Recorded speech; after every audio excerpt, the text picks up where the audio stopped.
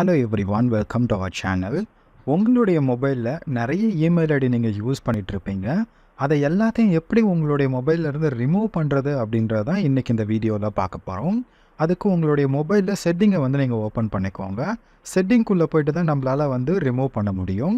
Setting option open பண்ணதுக்கப்புறம் கீழே வந்தீங்க அப்படின்னா இந்த இடத்துல யூசர் அண்ட் அக்கௌண்ட்ஸ் அப்படின்னு ஒரு ஆப்ஷன் இருக்குது பார்த்தீங்களா, கூகுளுக்கு மேலே. அதை நீங்கள் செலக்ட் பண்ணுங்கள். இந்த இடத்துல நீங்கள் என்னென்ன அக்கௌண்ட்ஸ்லாம் யூஸ் பண்ணுறீங்களோ அது எல்லாமே காமிக்கும். இந்த இடத்துல கூகுள் அப்படின்னு இருக்கு இல்லையா, அந்த கூகுள்குள்ளே போங்க. நீங்கள் எத்தனை இமெயில் ஐடி லாகின் பண்ணி வச்சுருக்கீங்களோ அது எல்லாமே லிஸ்ட்டாக இந்த இடத்துல கொடுத்துருப்பாங்க. உங்களுக்கு தேவையில்லாத இமெயில் ஐடி எல்லாத்தையும் நீங்கள் ரிமூவ் பண்ணிக்க முடியும். என்ன பண்ணுறீங்க அப்படின்னா, எந்த இமெயில் ஐடி உங்களுக்கு தேவையில்லையோ அதை ஜஸ்ட்டு செலக்ட் பண்ணுங்கள்.